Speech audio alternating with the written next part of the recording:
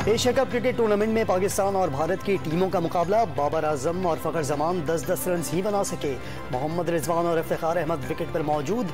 बड़ा हदफ देने का अज़म, 10 ओवर्स में 68 रन बना लिए। कौमी टीम सैलाब मुतासरीन से इज़हार यकजहती के लिए स्याह पट्टियां बांधकर मैदान में उतरी।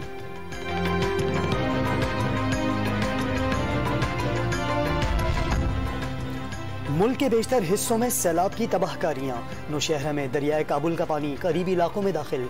मकानात, मार्केटें और गोदाम ज़ेरे आब आ गए। चारसद्दा में सैलाबी रेला मुताद्दिद मकानात और फसलें बहा ले गया। कालाम और कमराट में पाक फौज की भरपूर इमदादी कार्रवाइयां। फंसे हुए लोगों को हेलीकॉप्टर के जरिए महफूज मुकामात पर मुंतकिल किया।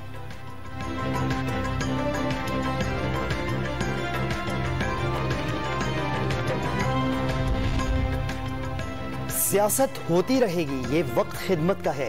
हुकूमत सैलाब मुतासरीन की बहाली की जिम्मेदारी पूरी करेगी। साबिक सदर आसिफ जरदारी का सैलाब मुतासरीन को तन्हा न छोड़ने का अज़्म। पीपल्स पार्टी के अरकान असम्बली, रहनुमाओं और कारकुनों को मुतासरीन के साथ रहने की हिदायत।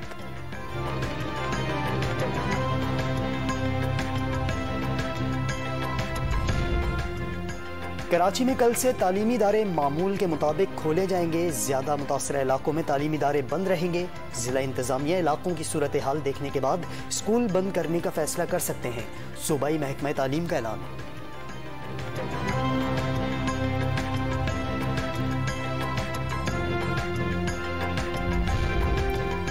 और आलमी बरादरी सैलाब से मुतासरा पाकिस्तान की मदद करे। मसीहियों के मजहबी पेशवा पोप फ्रांसिस की सैलाब ज़दा पाकिस्तान के लिए इमदाद की अपील।